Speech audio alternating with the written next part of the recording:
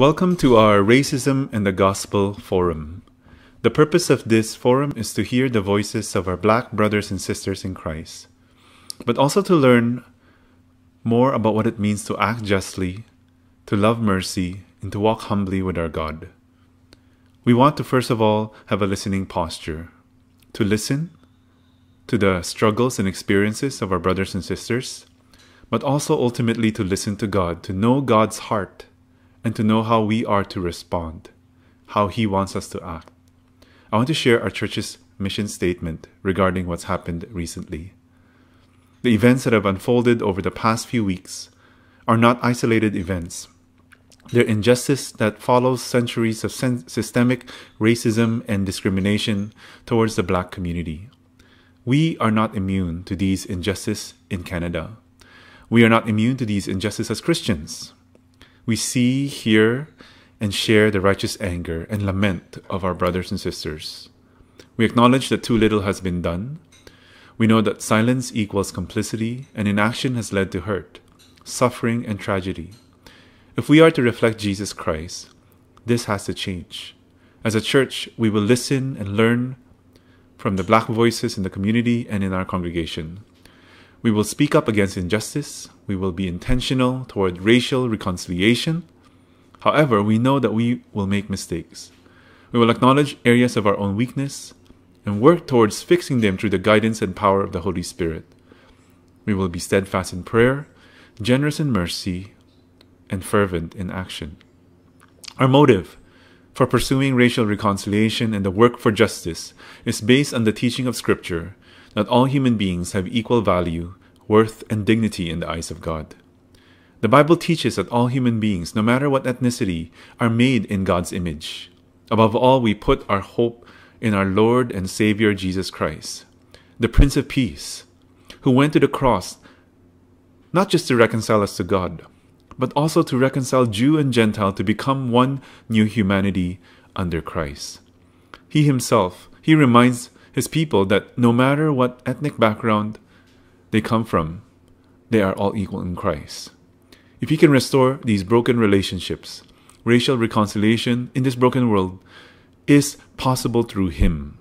We see throughout Scripture God's love for all nations, His desire for the nations to return to Him, and for them to welcome and love one another. We will engage in advocating for restorative justice to improve equality and equity in our society, but acknowledge that as flawed people and institutions, true and full justice and mercy will only happen when Jesus Christ brings His kingdom to earth. Until then, we will pray, listen, speak, and act through the love of Christ. Thank you. Just a brief intro. Our church is predominantly, say, Asian. And God has blessed us with the last couple of years where we've had a number of cultures that are joining us. And I think majority of you will be familiar if you've entered our church on a Sunday morning. Michael McBean and Minerva. Michael's usually opening the doors for us and greeting us. And Minerva too. I think just belated happy birthday to Milan. It was just yesterday or a couple of days ago. She finally turned 1 year old. So she's changing a lot. We do want to give them a platform. Just an opportunity right now to share with us how you've been dealing with this, your mind and your heart, just seeing what's happening in the U.S. and in Canada.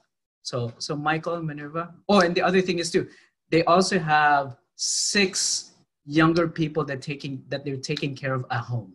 So 3 that are taller than me and 3 that are shorter than me.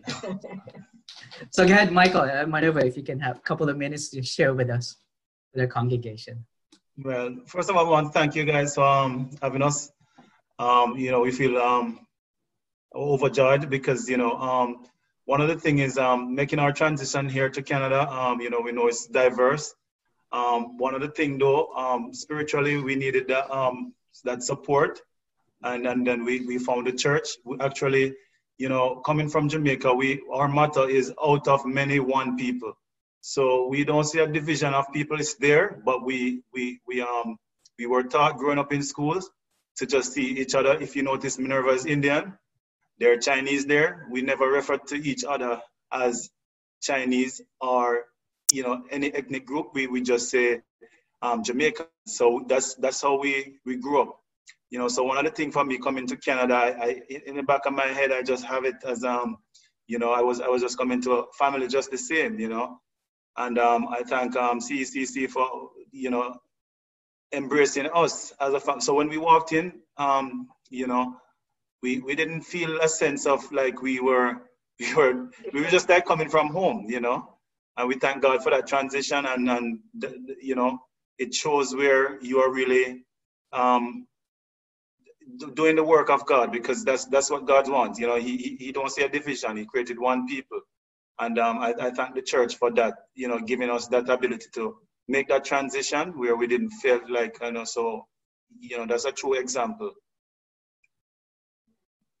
Just to add, biblically, God made everybody. So if we have the love of God in our hearts, then we do not see each other by ethnic groups. We see them on a spiritual level, where we can share our love and share our communications clearly with each other, without any ethnicity coming in between, whether you're Black, you're white, or you're Asian. So being a part of a church group that had embraced us, that was quite good for us being here in this kind of culture. And that's one reason why we had chosen Canada too, because of what we had heard, that it's diverse. It's a diverse country where they welcome each and every one, but having a spiritual side to it, in helping and supporting us, it has helped our family a great lot.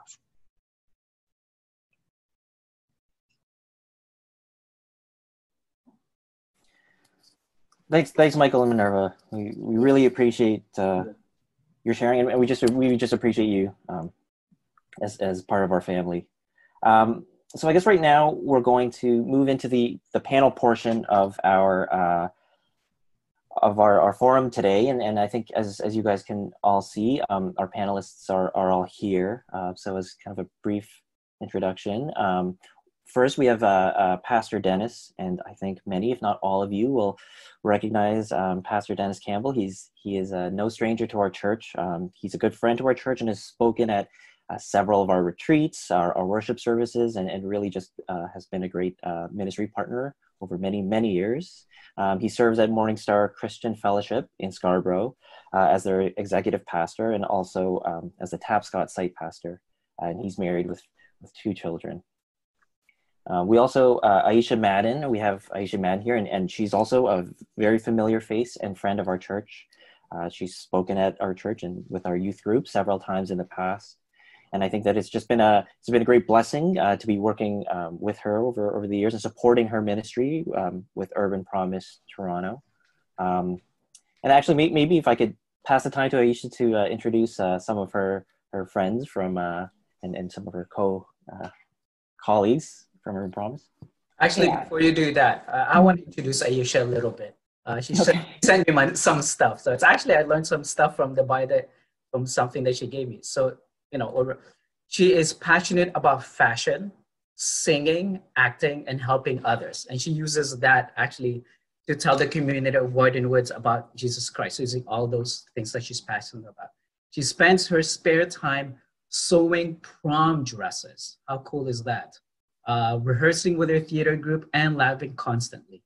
She's currently working on a side business and plans to teach kids and youth the skills she learns along the way in order for them to explore different possible career paths that they haven't explored yet. So yeah, so very interesting things that I learned about Aisha there.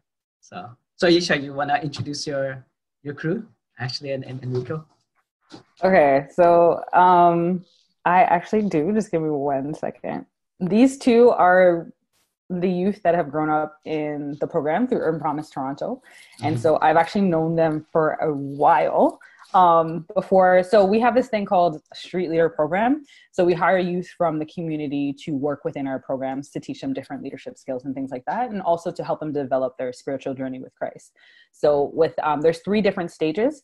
You have stage 1, which is kind of like your grade 8, grade 9, even grade 10. You're just starting out and learning how to be a leader. Then there's stage 2, when you're given a bit more responsibility. You're about to graduate high school. And then there's stage 3, where you're in college, university, and you are now pouring back into the community in a different way, where you're pouring into the next generation of leaders. So these 2 are both stage 3 leaders. And they are phenomenal and amazing. And so I just want to read the little bios that they gave me because they're actually incredible. So just give me 1 second. I'm gonna pull it out here.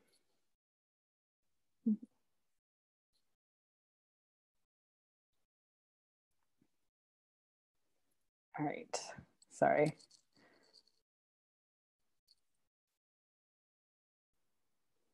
Okay. So Enrico Kabongo is a youth leader in the community of Warden Woods. He is passionate about poetry, dancing, acting, and helping others as well. He's using this as well to show God's craftsmanship to give back to the community of Warden Woods. He is also in his last year of college. What's the program, Enrico, that you're enrolled in right now? And just tell us a little bit about that and why you got into it. The program that I'm in right now is child and youth care. And it's basically, the profession is called CYC, practitioners. And what we do is we're usually in schools or hospitals, little to like anywhere where kids are. And it's kind of like we're on-site counselors. And we basically work on building relationships with children. And we try to repair or try to navigate the children into how their situation now could be better. It's hard to explain, but yeah, that's basically what I do, and I'm learning in a nutshell. Yeah, no, that's great. And just a little bit more about Ashley. She's a stage 3 street leader in the Warden Woods community working with Urban Promise Toronto. She is a movie fanatic who just finished college and is passionate about the field in which she studied, which is mental health and addiction. Ashley hopes to one day oversee a program in her community that aids youth with mental health challenges. With God guiding her through her tough times, she hopes to do the same for youth in her community. So Ashley, I don't know if you want to give a little bit more detail about yourself and your passion. So I just, as Alicia said, I just finished college for a mental health and addictions for family and youth program. And that wasn't always my passion. I wanted to be a lawyer when I was younger. And I honestly, I don't know. I think working with Urban Promise in the community kind of changed that passion for me because I noticed the need for the help for mental health and stuff like that. Because even me, myself, and a lot of other kids in the community, I noticed we're struggling with different things. And we don't really have, of course, we have Urban Promise, which is amazing, but we don't have a program specifically for mental health. A lot of the people in our community also struggle with addiction, whether it's on a larger scale or a smaller scale. And so I kind of wanted to dive more into that. And so our program kind of just touched on all of that and kind of prepared us to be in a counselor therapist kind of role. And so that was pretty cool. And it's kind of been what I'm more passionate about now. So much so that when I watch movies, I tend to diagnose people because it's just, I love movies and it's also a part of my passion. So yeah. Yeah, so that's a little bit about us. And just a FYI, we all have grown up through the Urban Promise Toronto, 20-year journey is what we do with the kids. So our motto is reach a child, raise them up into leaders who then go back and restore the community. It can be either with Urban Promise or in their own way. So we're basically all kind of products of that. Yeah. Thanks, Aisha, and Ashley and Enrico as well. So just a bit of housekeeping. So I think what we want to make clear is what we're going to be talking about now. We're not intending this to be in any way the exhaustive or conclusive conversation on the issue. We only can cover so much, but hopefully I think we want it to be a good starting point for engaging in more conversations. Maybe help us give a baseline or give us an understanding of some of the real lived experiences of people in our community, and then give us also that foundational understanding or at least a part of that of some of these issues from a biblical perspective. And then for the panelists, I'll be asking some of you guys specific questions, but if at any point you want to jump in or add to something that you've heard or something trigger something that you want to contribute to, please feel free. This is hopefully as much of a dialogue as it can be. So to start off, the first question for Pastor Dennis, I think context is key, and we can't fully understand or thoughtfully engage in a dialogue without understanding a bit of that context. It's of course a very big conversation, but as best as you can, we're hoping maybe you could share a little bit about. We know that the injustices and conversations around them, they're historical and generational, but if you could speak to a little bit about what's happening right now, or why are they boiling over right now? First of all, I just want to say thank you so much for inviting me to sit on the panel. And thank you for your friendship. I've known your church for many, many years, as you've said, and I appreciate you all. And what you're doing today, this is now my second being part of this sort of thing today alone. Our own church just finished one, so that's why I was a little late. But this is great that you're doing this, and it speaks to the level of frustration that are in people's hearts and minds. I just want to say, by way of kind of reminding folks who I am, that I'm not a sociologist in my training, even though I do like to counsel. I've counseled for many years. I'm not a historian, so the question that has been asked of me, really, my answer then is going to come out of my own sense of things, and not necessarily because I've been, researching this for many, many years. But I am I am a pastor. I'm a Black person, and so I perhaps can speak to this in that way. I think maybe if I could just give a little bit of a three-part answer. I think right off the bat, and I think we would all, most of us anyways, would understand that things are boiling over now because, well, people are tired. You can only take so much of the injustice that we have seen time and time again. Even since the death of George Floyd, there's been more. And I've lived long enough. I'm not expecting that there will not be more. But people are so tired that they're demanding real change. And not just in the US or even Canada, but we've seen this thing mushroom now. It's a global movement. And so I think that's part of why it's boiling over. One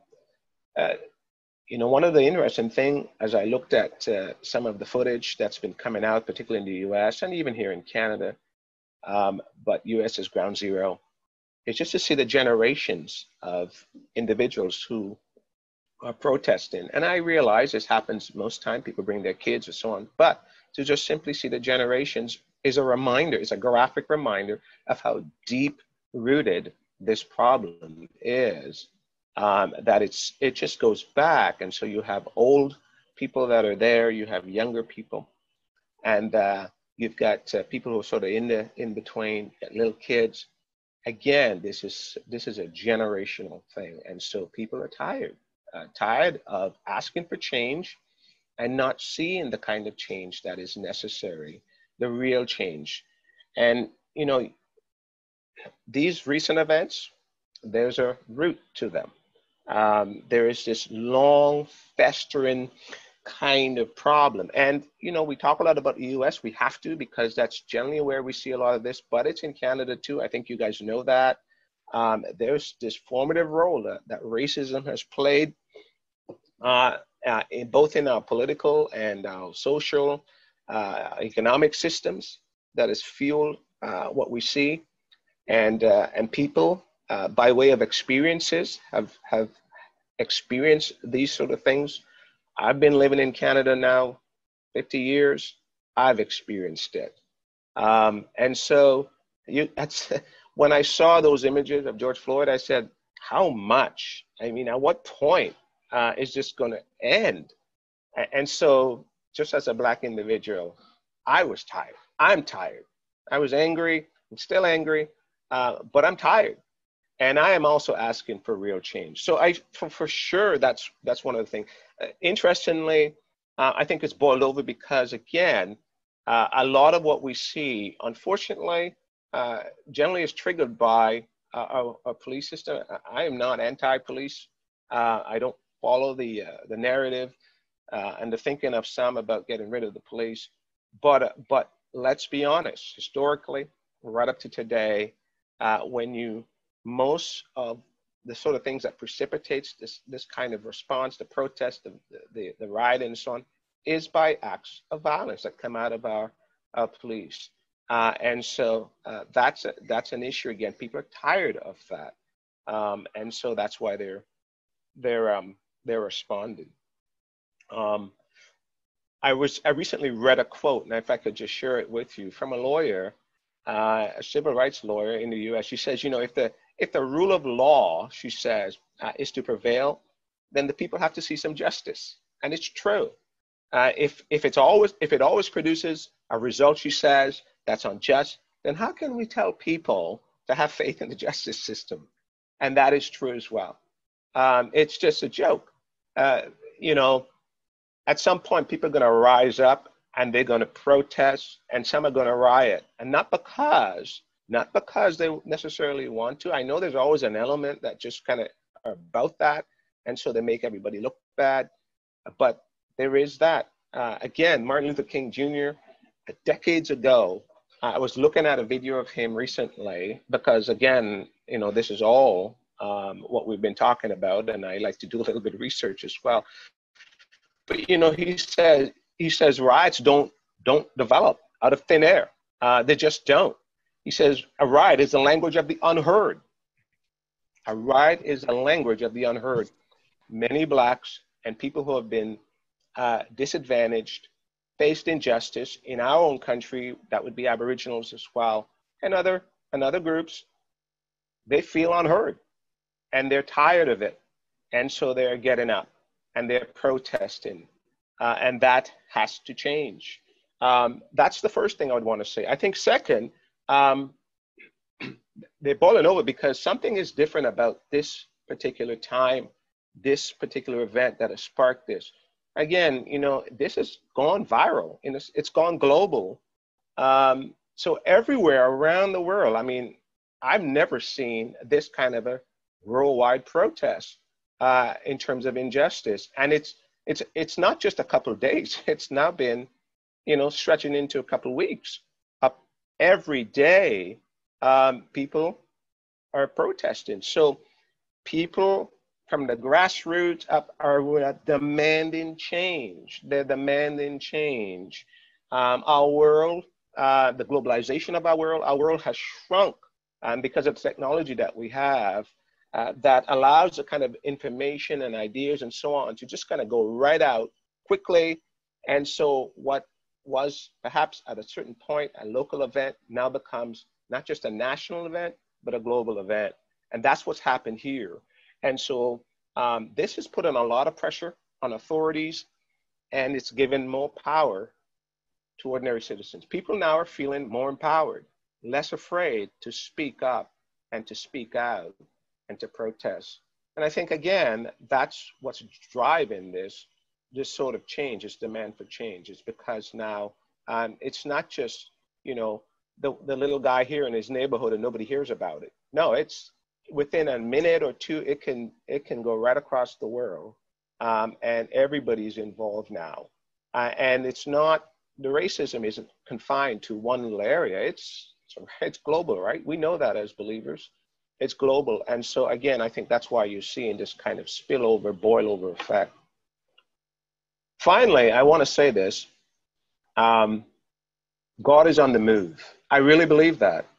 And by that, what I mean is, how long do we think God's going to sit by idle and do nothing?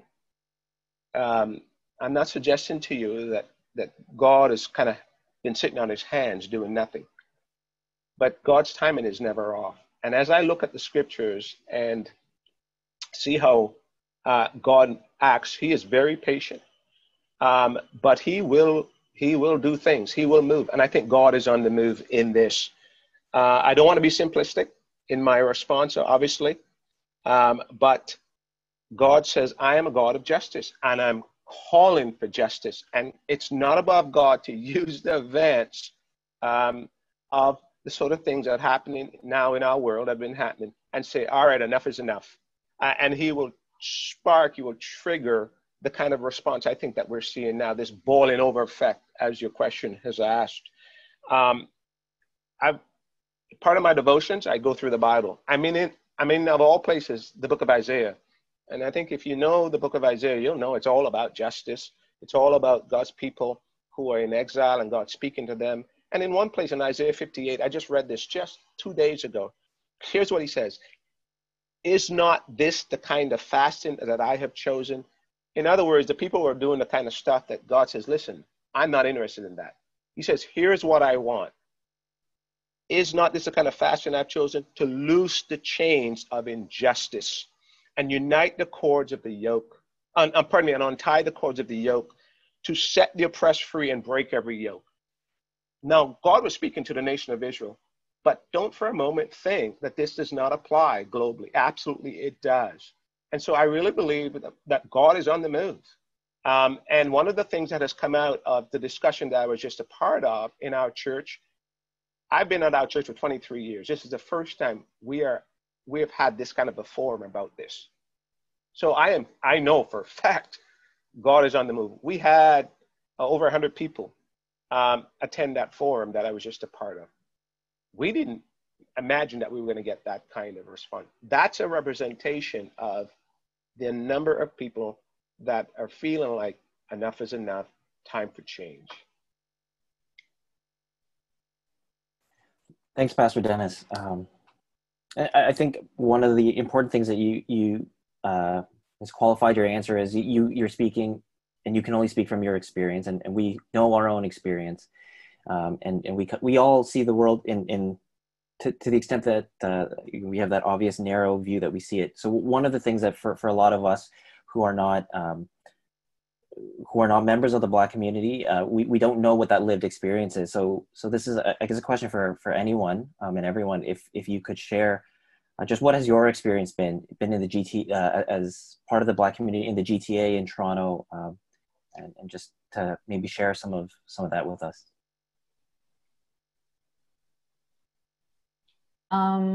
Yeah, I'll just start off. So I think a lot of forms of like my experience here, first of all, I'm second generation, so both my parents are Jamaican.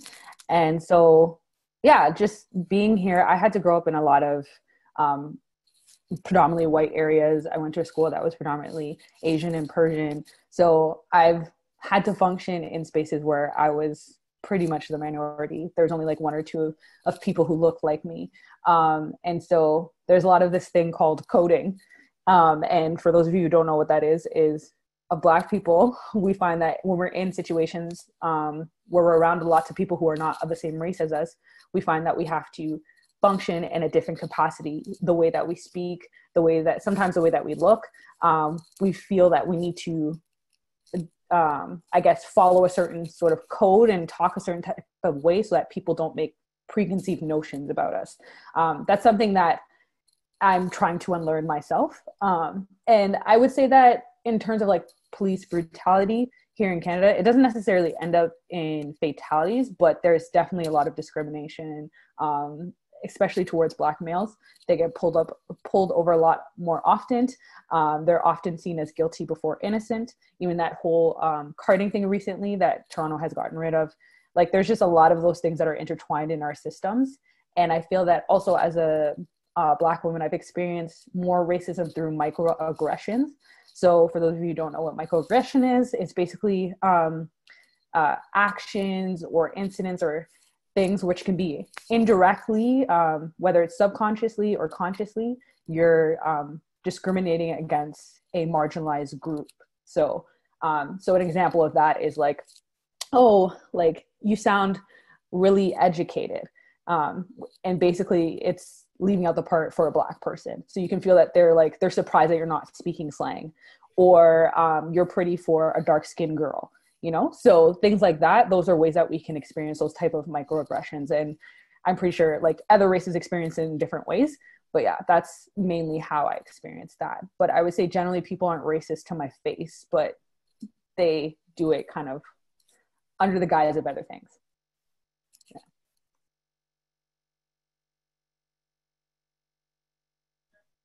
Yeah. I would say for me, I experienced not all types of racism, but basically like 3 microaggression. Some was in front of my face and some behind, and also like systemic racism too.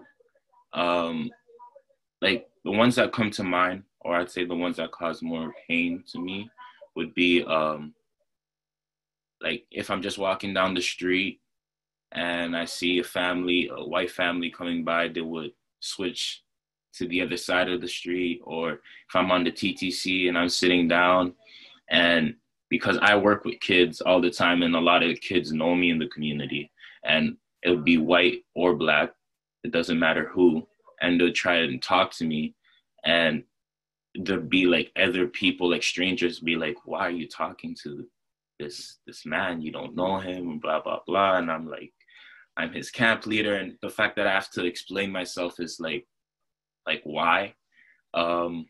Even there was this one time I was working at Cineplex, and I finished my shift, and I was sitting on these steps at Indigo, and there was a white man that approached me.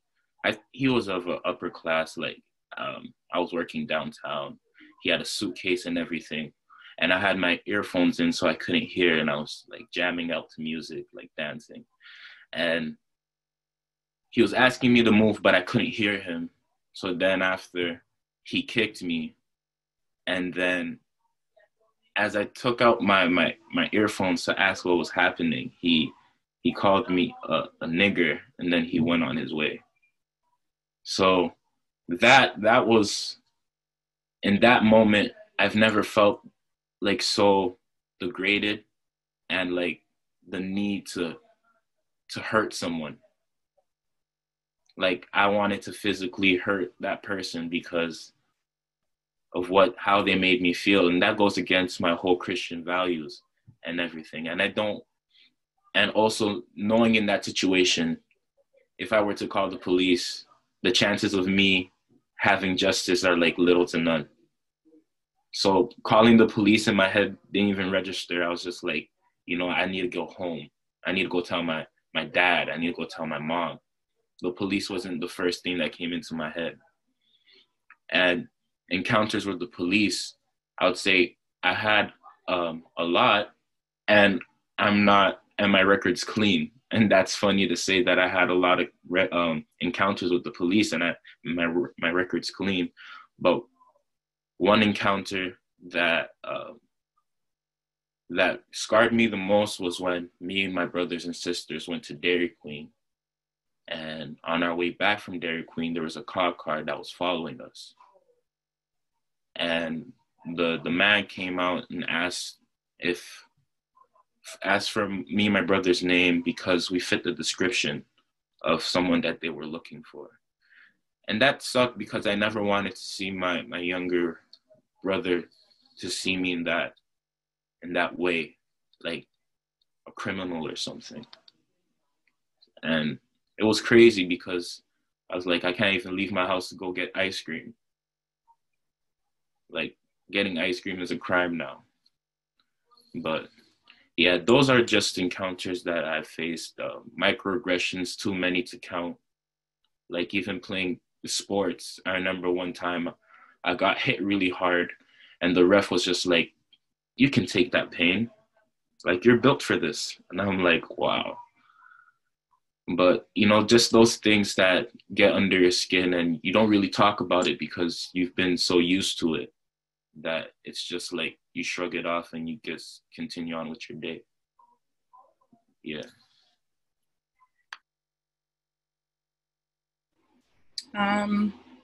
Yes, I will go. So I am biracial, so my mom's white and my dad is Black. So I've kind of had a little bit of you're too Black and you're not Black enough.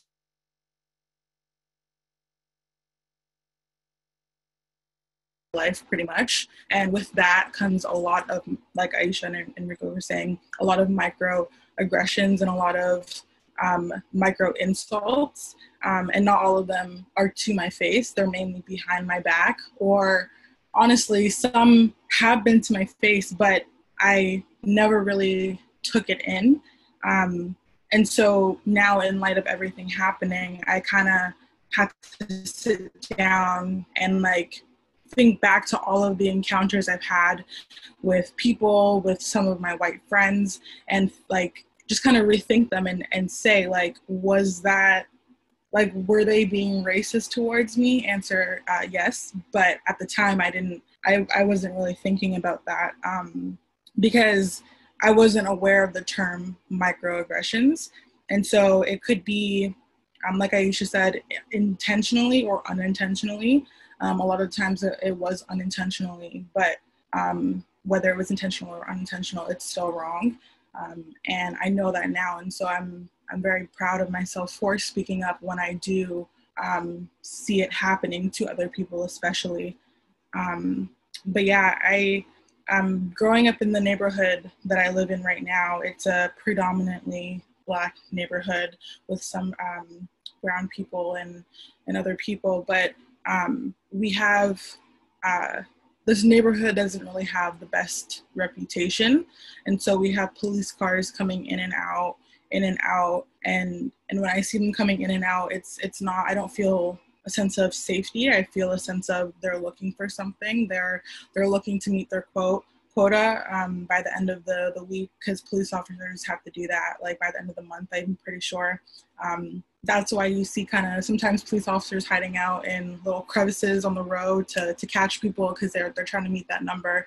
And so when they come into my community, when it's supposed to be for safety, I don't feel that at all. And even when I was younger, like in middle school, I was hanging out with a bunch of my friends, my Black friends, and a few of them were guys, and a police officer had approached one of the guys and was just asking him like what he was doing. Keep in mind, his house was directly behind him, and he just kept questioning him, and I started to cry because I thought, okay, well, this is not going to end correctly, because my friend was kind of giving a little pushback, rightfully so, because he didn't have, like, there was nothing wrong. He wasn't doing anything, and he was being questioned for no reason. And so I feel like that happens a lot in my neighborhood. And I'm not per se against police, and I don't think all policemen are bad. But at the end of the day, if you are a policeman and you wake up in the morning and you put that badge on, that badge represents a system that oppresses, that judges, that unjustly murders Black people. And so when you put that badge on, that's what I see. That's what I see you representing. And until someone who wears that badge does something about it and goes to, their higher ups and urges for change within that system, I can't say I support the police system, especially in Toronto. And again, it's not to say that I think they're all bad. I don't, when I see a police officer driving down the street, I kind of, my heart sinks a little bit, and I don't feel safe, and I don't know. It's just, even like what Enrico said, when something happens, it's my first instinct is to not call the police. It's to call like my parents or like someone close to me or whatever, if something does happen, just because they've kind of ruined that for us, that sense of security because of everything that has gone on. That's it.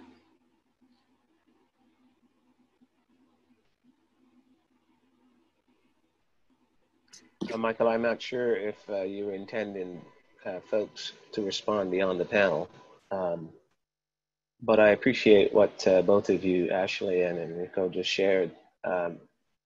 You know, I'm a little older, and the things that you share, especially Ashley, what you just shared, was important for me to hear, even as a Black person, because even though I've experienced racism, it's been it's slightly different in the way it came at me. I mean, I grew up here in Canada in the 70s and 80s, and definitely experienced racism in our schools. Have not had the kind of bad encounters with the police. I do recall one time being stopped in my neighborhood, but it was only because they were looking for someone. And I just happened to, I think either my sister and I were walking, and we were just about to turn the corner onto our street. And it was just a quick, we're looking for someone. And they just looked at us and kept going. But I've not had a lot of those, bad encounters. So I don't think of the police in those ways. I also think part of the reason I don't is because I do see the police in different light. I know many police officers who are believers, and I think that has helped. Also, too, just simply the fact that I'm a pastor and my heart, because I know that in every institution, there are those who are good and they're bad, and they can give the institution a bad name.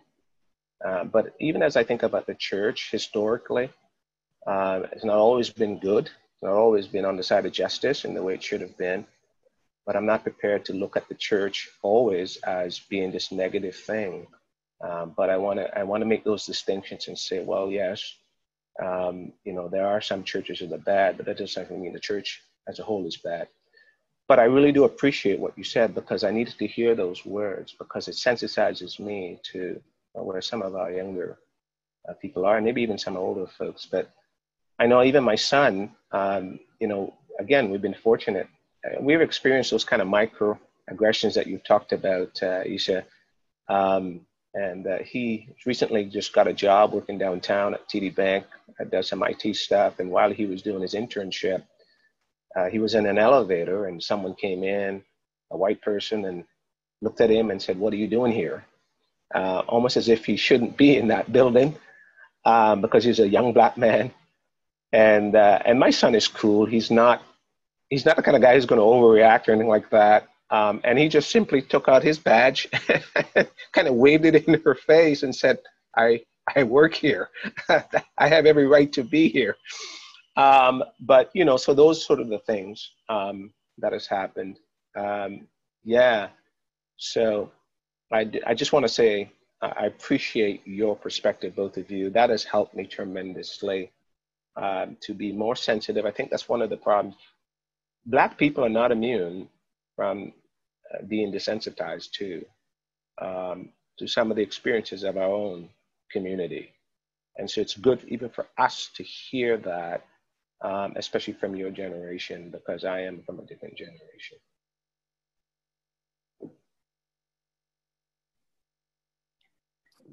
Thanks everyone for sharing, and I think even from the bits that we've heard, it's clearly a difficult but very real issue. So this kind of leads to the next question, and this is for anyone who wants to share, but in particular for you, Aisha, who works very closely with youth. These are very real and difficult issues to approach. But could you maybe share about some of the recent conversations or difficult conversations that you've had with the youth about these issues? Yeah. So when speaking with the youth, there's obviously a lot of anger, and there's been a lot of education that's happening. So a lot of these things I have been having conversations with a lot of the youth, and Enrico and Ashley have been a part of these conversations and telling the next generation just exactly what systemic racism is and how to not be a part of it, how to fight against it. So for a lot of them, they're angry. So our role has kind of been to challenge them on that and be like, okay, it's okay to be angry. Of course, what's happening is wrong and everything's being amplified and there's COVID happening. You're just feeling the whole weight of that. But what are you going to do with that anger? You need to take it and you need to do something with that. And it needs to be in a positive way. And particularly for those youth that are Christian, I challenge them and say, how are you going to do that through the filter of Christ? What would Christ do in this situation? And also challenge them, especially my Black youth, is like, okay, yeah, you can be mad at the white man and I understand and you want them to change, but what changes are you making? Because a lot of the issue that I have with my own people sometimes is they want to talk and not actually go back and invest in their own community. So we can't just be asking them we can't wait on white people to fix the solution, because at the end of the day, there will always be white people who just don't see us on the same human level as themselves. They will always think they're superior to us. But in that same instance is, what are we doing about it? For our Black community, there are too many of us who don't understand how the system works and how to fight against it. Because if we're not in control if we don't have a say in certain institution, then real change won't actually happen. Because I don't expect a white person to understand fully my experience or the experience of some of my people. Right? So it's like, we need to have our Black people teaching. We need to have our Black people in financial institutions. And once we learn those skills, we need to go back and be teaching our next generation, our next youth, and show them there's nothing wrong with being a basketball player, a singer, or a rapper, but show them that there's other things that you can be doing. Yes, you can become a doctor. When you're in school and a teacher tells you you're a bad kid, you don't need to be a bad kid. Yes, you may have misbehaved in that one sense, but you don't need to go throughout your whole school career being that bad person. Yes, you may have made that one mistake, but you are so much more than that.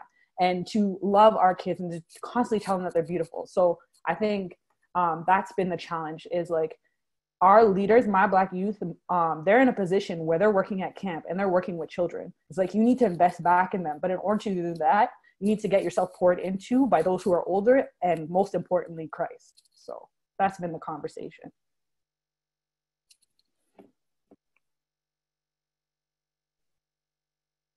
Thanks, Aisha. And I think you highlighted kind of what you highlighted the importance of taking the anger and funneling into what are you going to do about it, and that kind of leads to our next few questions.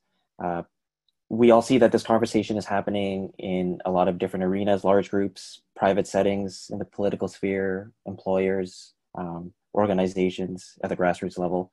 But Pastor Dennis, maybe we were hoping you could speak to what is the role of the church in all this? How does that conversation in the church look different, or does it? And what's our role? What has the church's role been historically, standing up for injustice and reconciliation, and what's our role now? Yeah. You know, I would love to say that the church has been great at this, but we've been implicit. Obviously, really, since the church became an institution or became institutionalized, we have joined the ranks of those who perpetuate injustice. We have not lived out the biblical teachings of being just and fighting for those who have been marginalized and oppressed. We've not followed what the Lord Jesus Christ clearly commands, clearly teaches. Historically, the church has not been on the side of the oppressed. You know, I'm sure most of you have heard the saying that the most, and I know this is particularly to the US, but it's also been the history in Canada, the most segregated day and hour in the US, in Canada, and maybe not so much today, but not that long ago, was Sunday at 11. Where, you know, whites would gather in their own churches, blacks in their own churches. And so when we should have been leading, as Martin Luther King Jr. said, the church has been the tailgate rather than being up front leading the way. Now, obviously, there have been exceptions to this for sure, but boy, we got a lot of repenting to do. As the church, I have a lot of repenting to do. You know, one of the things that God has been speaking to me lately of is, and let me just preface that by saying that, you know, as a young black man in my early 20s, I was big on the whole Black Power thing. I read all the books. I was the guy, you know, had my fist up in the air, and I was just like on the whole kind of, you know, Black Power movement and so on, coming out of the 60s into the, you know, because I'm growing up in the 70s and so on. But the road it led me down was a dead end, where I found myself, rather than being liberated, ended up hating others, hating whites for how they have oppressed our people. And so what I was looking for was an identity, and it was not to be found in my skin color. And it was only until I found Christ, and I grew up in the church. My parents are believers. They raised us in the church. But it was only until I met Christ personally that I was liberated, truly liberated. And so my identity is rooted in him, and not in my ethnicity. Not to deny that I'm a black person. God chose to make me black. So I understand that. But if I continue to just simply root my identity in my ethnicity, I'm in trouble. It's just not going to take me where I need to go. But having said that, I don't think I've done enough to speak to the injustices that have come about. Oh yes, I may preach about it, I may even talk about it, but I'm not so sure that I've done action. So, you know, Isha, speaking about what you said about going back into your own community and doing this and doing that, absolutely. I have to say, in all honesty, I might be guilty of some of that for sure, because I don't know if I've done enough. And in part, not because I don't care enough. It's not that I don't care enough. And so it was easier for me just to kind of say, well, you know, yes, okay, I agree about that. And let's move on. Let's just kind of preach. Let's talk about the Bible and so on and so forth. But there are people hurting. You know, as Lashley and Enrico said, there are people hurting and they're angry and so on. So what am I really doing? And so I'm implicit as well. I do not for one moment want to think somehow or the other that I can exclude myself. There is corporate sin, and I'm a part of the church, and there's corporate sin, and therefore I have to identify with that sin. Therefore, I have to repent. So like Daniel, I have to say, Lord, forgive me for my sin. And I say that in the context, not just simply, you know, I'm not a black person, but as a believer. And so one of the things that we need to do is more. And so in our own church, that was one of the questions that we just asked. We just asked our people, what should we be doing? We need to listen and we need to act. It cannot be, okay, let's hold a forum. Let's just hear your grievances and say, okay, that's great. Okay, now let's go back to our discipleship. Let's go back to our preaching. No, we have to do more. I don't know what all that's going to look like, but I think it's time for the church to rise up and to start leading. You know, when Christ came and began to call the people unto himself, the church, it was for the church, and it still is, to be the future. In other words, one of the things that the church is supposed to do is to show the rest of the world what the future is going to be like. And we've forgotten that. And so if we have within our churches, our bodies, people who are not acting like they should, i.e. loving each other, regardless of who we are, then we're in trouble, because we're not saying and we're not showing what the future is going to be like.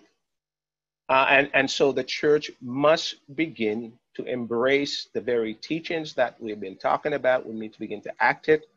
And that's at an individual level. And so again, we know that the scripture says, Peter says, if judgment begins, it must begin with us. It must begin with us. And so that's, you know, in terms, again, what we must do, we must acknowledge our implicit role in the sort of systemic institutional racism that exists. We must acknowledge that we've been part of the problem and not of the solution. And that must change. Absolutely must change. And I'm not making any distinctions here with black, white in terms of being, I'm just saying, I'm talking about believers, period. Because, you know, you can come into the church and you can find a nice church, you can feel comfortably there, and you can just kind of sit there and make your way through and not worry about whatever might be going on around you. And that just simply is unacceptable.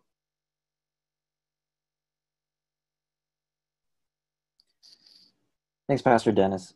I think that leads nicely into the next question. And I guess I want to preface this by saying that I'm going to be asking about all of your thoughts about practical next steps, but I don't want to say that to alleviate anyone on this call or anyone listening from our own responsibilities to seek and discern what God is calling us to do. And you know, we're not just putting it on you to tell us, but I think everyone here would appreciate if you did have any thoughts or tips or things we could look at, resources we could find, or things that you think we could do. And maybe just to add to that context, a lot of the people on this call are parts of are visible minorities, but we're not part of the Black community. Maybe that means something different, or maybe it doesn't. But if generally you have any thoughts, or if any of you wanted to speak to just on a personal level, practical things that you could suggest or we could do. I know the one step that I keep pushing every time I have these call meetings about this subject is educating the youth. This is more for the parents, the non-Black parents. If you have a child, teach your child about these things, because they are going to be the ones that speak for us in the future. They're the ones that are going to see what the past generation's done and be like, okay, that's what happened. Now let's make something else happen. It's about having these hard conversations with your kids. Like, I had to have this conversation with my younger brothers, and it just shocked the world, because my brother, he told me, he's 9. He's like, I know my friend, his white friend that he plays on Fortnite on a day-to-day basis is not going to have this conversation with his dad simply because of the color of their skin. And that sucks. So what I did is, when they were playing Fortnite, I told him about it. You're playing with my brother who shares different type of skin color as you, but you guys are still friends. You guys still play with each other, and there's nothing wrong with that. But I want you to understand that as soon as you grow up, you're going to be put in positions that my brother might not be put in. And that's just because of the color of your skin. And that needs to change. And he was asking me more questions. And then his dad got online, and I was talking to the dad, and then I shared a link with the dad too. And now they're having a conversation about it. So I know in my head that in that family, they cannot say we didn't have this conversation or we did not know about it, because I went out of my way to tell them about it. And that's why I feel like, especially because in my lifetime, I had a lot of interactions with the Asian community. And I love the Asian community. And it sucks that with this whole Corona thing, I had a lot of my Asian friends saying that people are calling them the virus. And that doesn't make sense. How are you going to associate something that is on a biological level, like minuscule level, on a whole race? That's like back then when a lot of people were associating Ebola with Africans. That doesn't make sense. And I took the time to actually hear their voices and empathize with them. And that's what Christians do. We get on a platform of, I'm feeling your pain, not just hearing it. I'm feeling it with you. And that's what Jesus did in the Bible when it came to the Samaritan woman. He talked to her. He gave her the water of life. He understood that people were persecuting her because of her past misexpressions and putting on things that were not true, but because of what she has done, they're like, this is what you are. But Jesus disproved that, saying the first one that has not sinned may cast the first stone. And everyone left. And Jesus was the only one there. And as Christian means to be like Jesus. to speak the way Jesus and walk the way Jesus was walking. And I feel like what we need to do, and I put more emphasis on this, is to be more like Jesus and have the uncomfortable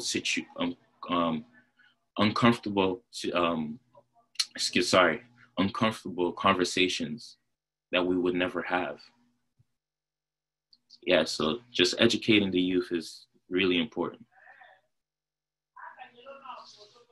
Yeah, just to kind of go off what Enrico was saying, education is so key. And honestly, with a simple Google search, you can find so much information, because the truth of the matter is, we as Black people have been talking about it for so long. And so there's a lot of information out there.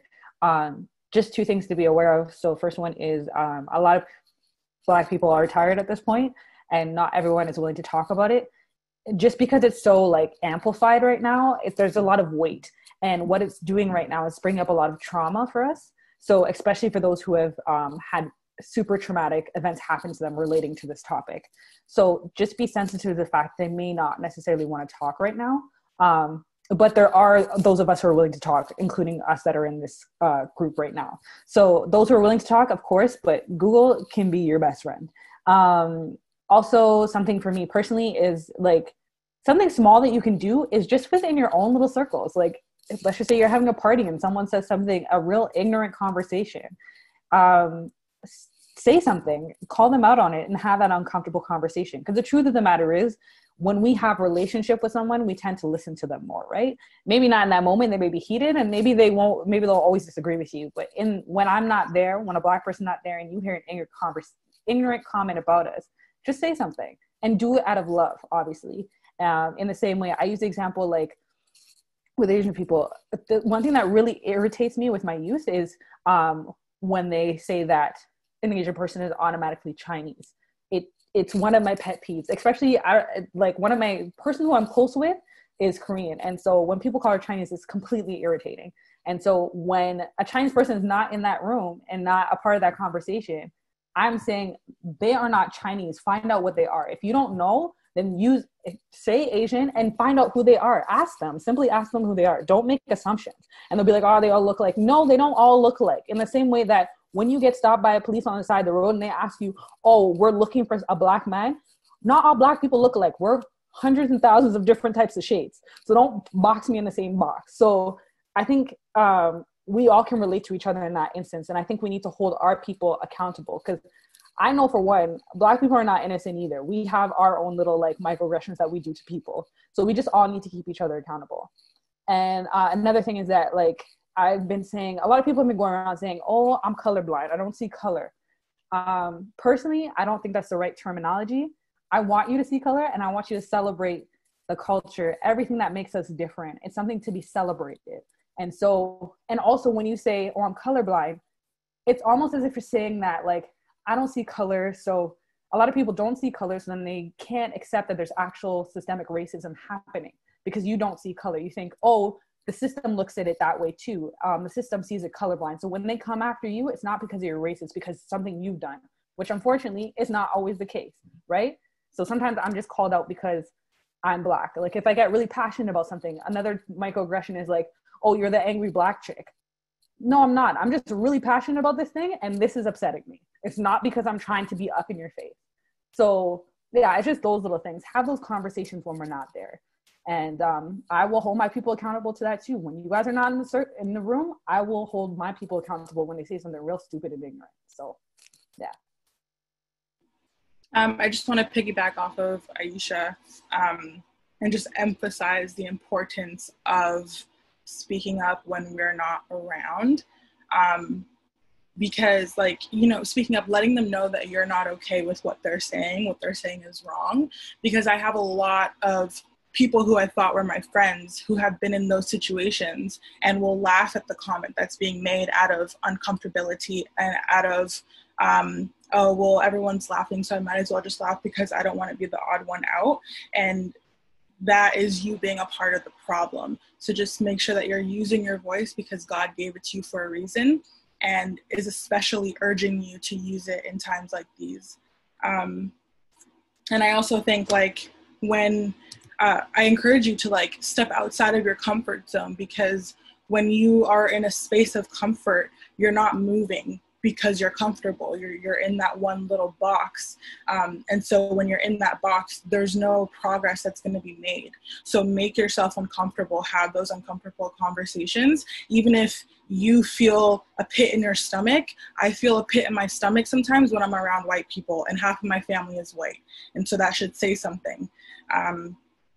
Yeah, have those conversations. I also think, there's a lot of like petitions going around right now, and yes, there's some to sign for, you know, justice for George Floyd, Breonna Taylor, Regis, like all of these people. But there's also petitions for things in Ontario, like education. For example, they don't really teach proper Black history in Ontario schools, which I think is a problem. And I said this in a group I was in before. I think I learned about maybe four or five Black people in history class, and that's just not okay, because a lot of our people are the reason why you guys have so many things today in terms of inventions and all of these things, and they're just not talked about. And so there's petitions for that, and I can share a link with you guys after, or someone, I'm not sure who, but if you click on it, there's just an abundance of resources that you can look at. And so even if you are not in a place to, you know, go and peacefully protest, or if you're not in a place where you are surrounded by other people who you can educate, you can do things within your own home that will help. You can do things online that will help. Like Aisha said, there's Google, there's like, you can Google anything. And so another example, when it comes to like microaggressions, and you're asking a Black person a question, oftentimes it can come off as a micro insult. And so simply Google searching how to ask a question, which I know is small, but can be the biggest difference, is something that you can do in your everyday life. So yes, the big things are important, but specifically the little things are what we need to be talking about, because we have people out there on the streets doing the big things. We have people like us, we are also doing big things, but the small things are what we need to talk about, because those things are the ones that are brushed under the rug. And so just address those. And again, emphasis on educate yourself. In a time where information is so easily available to us, your silence is choosing ignorance. And I'm not saying that everyone is intentionally ignorant, but like I said, when access to internet is so easy, and Google is so easy, and you choose not to educate yourself, you choose not to research these things, you're choosing to be ignorant.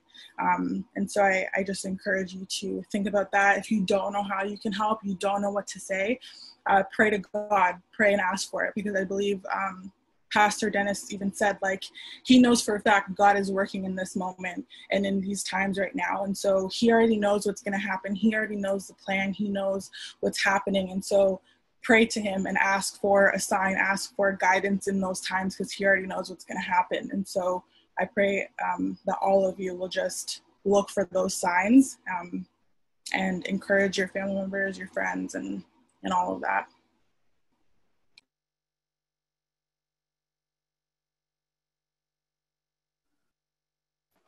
Thanks so much. That's really great. And Ashley, if you have any links, maybe if you could just put them in the group chat, would be a good resource for everyone.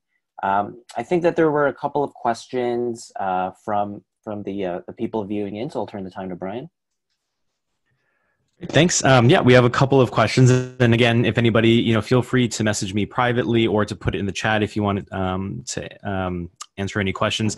The first one is for Reverend Campbell, and I think very, very appropriate given we know that Morning Star Christian Fellowship is a church that strives to be multicultural and to be very an inclusive church. But thinking about that. The question is, when people from different cultures interact with each other, there may be culture shock, there may be differences in values, and it might cause conflict when culture and values and norms, don't agree. And perhaps some of the uncomfortability with whether it's the Asian culture and Black culture, and having these conversations may result from differences in cultural values. How would you suggest we interact with each other or be empathetic to one another so that in spite of these differences, or even in celebration of these differences, we can live in harmony with one another, we can support one another, we can love one another? Yeah, I mean, that's a very good question. I think one of the things I love about Morning Star, not to put Morning Star on a pedestal because Morning Star has had its issues. I know that when I first came there, it wasn't long before that Morning Star was very much a segregated church, and there was racism there. There were Black people in that church, but not recognized beyond just simply allowed to sit Sunday after Sunday. And at a point in time, the church under leadership who recognized the need to be biblical intentionally said, we're going to change things. And so there was an intentional, that, in fact, the reason I'm at Morning Star, the reason I came to Morning Star is because the church intentionally said, we want diversity, not only in the pews, but on the platform. And so there has to be an intentionality, not only at the leadership level, but in the pews as well. So one of the wonderful things, and again, I'm not suggesting that Morning Star has a long way to go, even though we are very much multicultural. We have over 70 different nations, but it's in our hearts, friends. And we have to constantly be fighting the temptation to look at others, whether you're Black, white, brown, it doesn't matter, but you have to fight that temptation to look down on others that are different than you. It's because of your insecurities. And so you have to remind yourself of who you are. So yes, I love what Ashley said, because I think she's right. And that one of the things you have to do is you have to go out of your way and be uncomfortable. And obviously, I'm going to feel probably most comfortable in my own community and the way my community expresses itself. And wouldn't that be wonderful if everybody did that? But then I'm not going to grow. I'm not going to grow into who God wants me to be. And so you have to foster that. So as a church, we have to allow for that. We have to foster that. We have to facilitate that. We have to make room for that. We have to continue to encourage our people not to give in to the flesh, but live in the Spirit. And it's true, because the role of the Spirit is to surmount racism. That's what Pentecost was all about.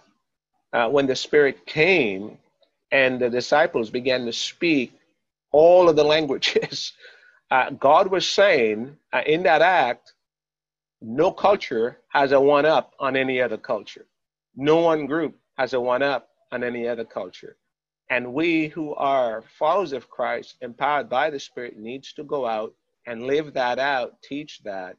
And so really God was saying, this is the end of racism. That's what the Spirit was about. That's what the Spirit coming was about. And so if we're not doing that in our churches, if all we're doing is talking and just kind of try to be nice to each other, we're just not cutting it. So when you find somebody of a different race, as Ashley said, have these conversations. And I think Alicia said it, have these conversations, talk about it, get beyond the niceties. I get it. I'm like you. I really am. My skin color may be different, but beyond that, we're all the same. I struggle with the same things that you do. I have the same insecurities. But that's the beautiful thing about the Spirit of God, the Spirit of Christ, is that He unites us beyond all of those differences. And so it's all about living in the Spirit. That's what Paul says in Galatians 6. Walk in the Spirit, so you will not obey the desires of the flesh. And so individually and collectively, we need to be doing that. We need to be challenging each other about that. And let me just say, I don't have my head in the sand. I don't for a moment think some or the other that, if we just simply do this, we're going to be great. We're just going to be, we're going to be able to achieve this in a year or 6 months or whatever it is. No, we're going to be working at this. The discipleship process, which is about change, transformative change, being more and more like Jesus, is a lifelong thing. So the issue of racism is going to be with us until Jesus comes. And I think part of that is because God is saying, this is one of the ways I want to bring change into your life. I want to bring change into my church, and I want the church to bring change into the culture. And so that problem is going to be there. Now, I'm not saying that to say, let's just accept things as they are. No, in fact, that's the point. Do not accept things as they are. Go out and make a difference, because we now have the power of the Spirit within us to actually make a difference. But it does begin with us, and it does begin in the church again. And if the church is not leading in the way that it should, the church is hiding its light. And we're doing what Jesus said in the Sermon on Mount, Matthew 5. We are not to cover up the light. We are to let it shine. We're the salt and we're the light. And for too long, we have not been that. We've been content. We've been comfortable in our pews, doing our thing. And in a church like Morning Star, you know what? We can say, well, look at us. We're so diversified. Isn't that wonderful?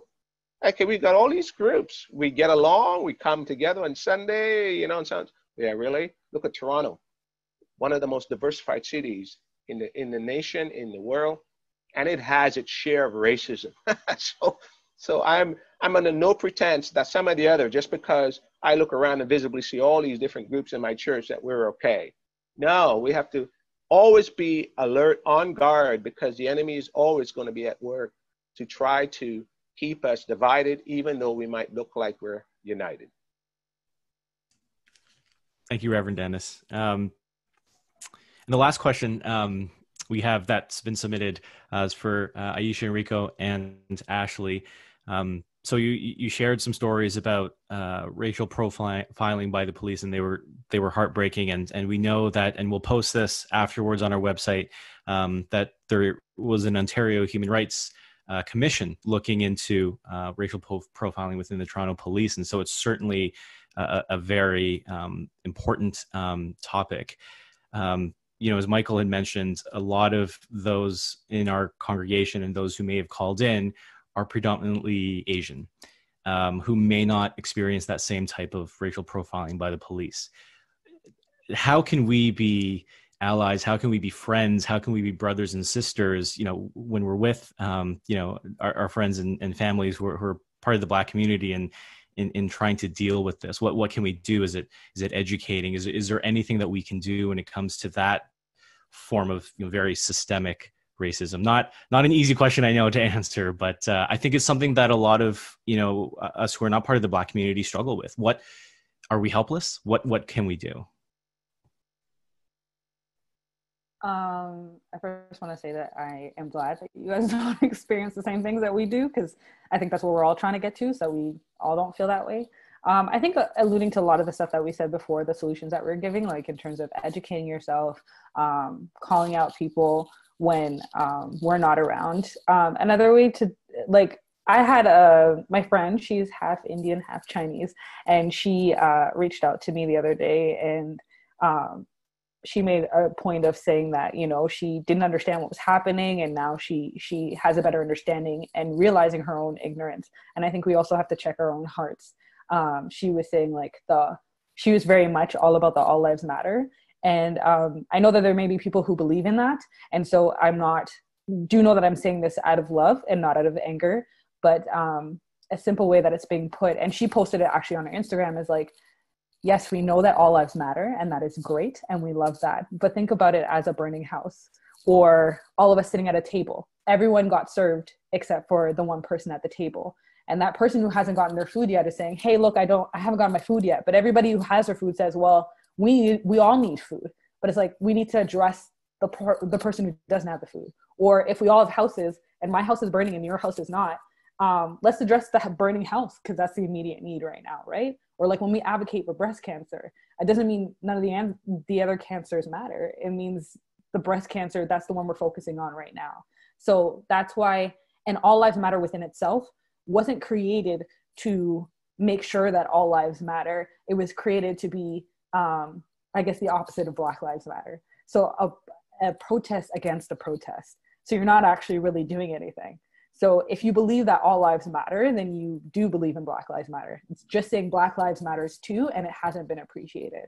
So yeah, just those little things, and just be a friend and you know, when ask people how you can be of support, because some people just don't necessarily want to talk about it right now, or maybe they do. So I think asking your friends how you can support in this time is a good way. But I would strongly suggest doing research first on Google before going, and because a lot of us do feel a bit overloaded. Some of us can handle it. Again, we have a bigger capacity right now, but some can't. So I would say do your research first and then just simply ask. And to touch on that a little bit, we've already said it, and I've said it as well, so I'm just going to say it again. So when you're educating yourself, educate to then teach, because I feel like, and some people may disagree, but racism is not a Black person's problem. It's not our job to tell other people like why it's wrong and why it should be stopped. Racism is a white man's issue, and they need to be the ones to address the situation and talk to their fellow white people and help stop that issue, because it's not us that are doing the oppressing, it's them, right? And so although I agree with what Aisha was saying earlier on, like us as Black people need to teach our youth to like speak up about it and talk about it. I encourage you to encourage your friends and to encourage your also white friends to talk about it and to teach about it and to be those people up at the front as well alongside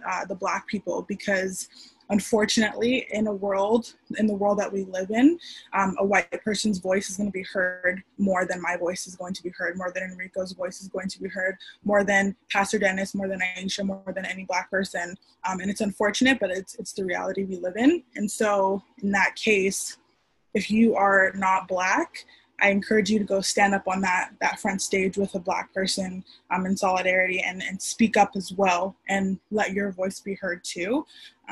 Because I don't know, I just feel like I'm tired. I know a lot of people are tired. It's not our responsibility to help you understand why what you're doing is wrong, because it's you know, it's bigger than that. But I guess, yeah, like I was saying, just educate to then go on and teach. Don't just educate and sit under a rock.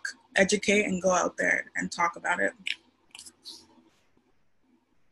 Thank you, Ashley. And I think, you know, as our church struggled to frame our response to this, we ultimately decided on 4 words: pray, listen, speak, and act. And certainly opportunities like this cover the pray, the listening, and the speak. But I think to your point, and to everyone who's spoken, the act part is, if not as, you know, more vitally important. So thank you.